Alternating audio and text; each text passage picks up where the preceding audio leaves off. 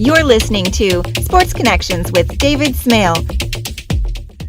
How popular is the sport? I know you said you have 22 teams playing professionally. Do you have a lot of crowds? Do you have a lot of people following you online? How popular is it? Yeah, it's a great question. We get it a lot. So the stats that you'll see, there's 5 million active members in North America, 8 million at least worldwide. So it's pretty big. But those are card carrying, fee paying members of USA Ultimate.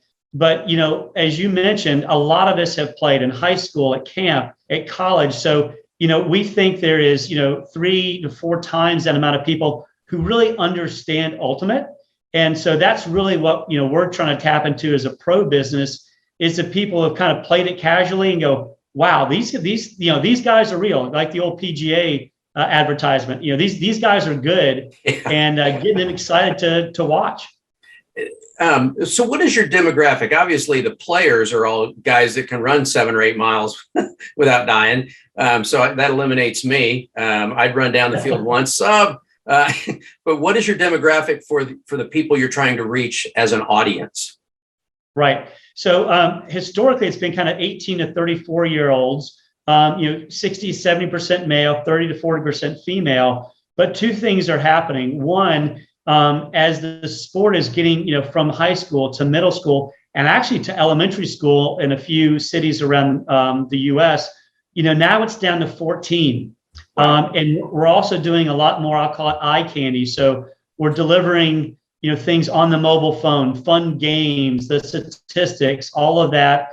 And again, we all live on our phones. If you're 14, 18, you really live on your phone. Right. And so that's new. And then also moms. So, we say we're affordable family fun. $10 tickets are average. It's very easy. So if you're a mom and you've got 4, 6 kids at a sleepover, what do? Hey, this is 2 to 3 hours. Let's, let them run around. We're a very accessible sport. So our players, we let you high five the players, get signed discs. So the moms are becoming a big, client base for us, which is really neat. So we think about them and how to cater to their needs as well. It seems a lot like the story of soccer, maybe a generation or 2 ago, where there was a very small niche of very devoted fans.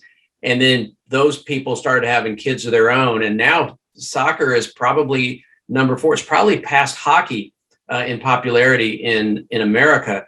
And it was done through people who used to play the sport. And just like what you're talking about, soccer, all you need is a ball, and a ball and a little bit of an opening, and you can have a game. With disc sports, see, I did it right that time. With disc sports, you need a $5 piece of equipment and boundaries, and you're in. So do you think the popularity is growing because people say, well, I can't do it as well as those guys did, but I can do this? Absolutely. In fact, we are pushing that out to a lot of people. It is the most accessible sport. There are so many benefits. Like you said, it's a $5, to $10 piece of plastic versus a $15 to $20 soccer ball, and it's a flexible sport. You can play 3v3, 5v5, 7v7. You can play it on turf. You can play it on grass. You can play it with or without cleats. You don't need a soccer goal. You don't need anything. It is the most accessible sport. So when we talk to people, we actually have global aspirations because, we're very blessed in North America. There are a lot of folks who have, disposable income. But, we look around the world and we say, why can't this be in every single country? Because it's $5 and you can go out and play. So we believe, we talk about 5 million to maybe 20 million. I see this as 5 billion, over time, people who could touch this sport, embrace it, and excel because, it's a little hand-eye coordination. Yeah. It still takes a lot to be able to, jump 40 inches and run 20 miles an hour and throw these, inverted passes. But, the casual, and it's a lifetime sport.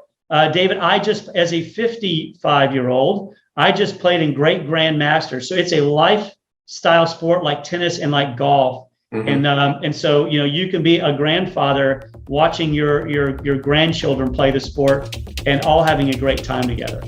Thanks for listening to Sports Connections with David Smale. Make sure to subscribe, follow, and rate the show from your favorite podcast platform. You can learn more about David Smale and his work by visiting davidsmalebooks.com. Don't forget to join us weekly for new episodes. Until next time.